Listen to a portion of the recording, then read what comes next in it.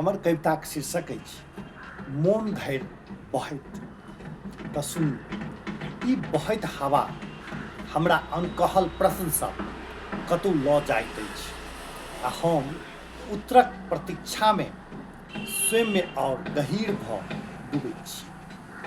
भेँट भेल छल, मुदा ओ भेँट मात्र दू देहक नहि छल, ओ तऽ आकाशसँ एकटा व्याकुल चेतना धरती पर उतरबाक क्षण छल।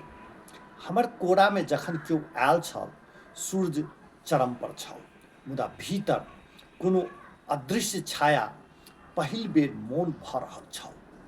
समय दुपट्टा जकाँ एक कात सरका देल गेल छल, समय दुपट्टा जकाँ एक कात सरका देल गेल छल। क्षण अपन भार स्वयं उतारि देलक, आ फुर्सत गरम चाहक धुआँमे धीरे धीरे घुलैत रहल। हम समयक सिलवट देखैत रहि गेल रहलहुँ।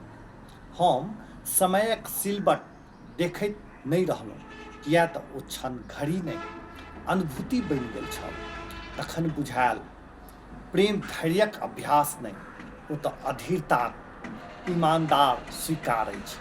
हृदयक नजदीक कतेको नदी बहैत रहैत अछि, मुदा नदी पार करबाक लेल देवता होयब आवश्यक नहि, अहम छोड़ब पर्याप्त अछि।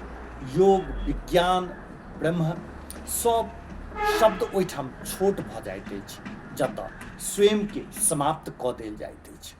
प्रेमक सरोवरमे स्नान केलाक बाद जखन हम उभरैत छी तऽ बुझैत छी ई पागलपन नहि, ई तऽ ओ ओज अछि जे हम जन्म-जमान्तरसँ करैत आयल छी।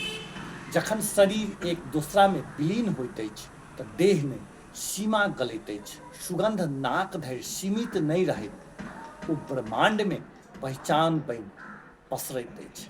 बहुत किछु एखनो नहि बुझल अछि, मुदा एतबा बुझल अछि जे आकाशगंगा कोनो बाहरी दूरी नहि, ओ तऽ भीतरक विस्तार अछि।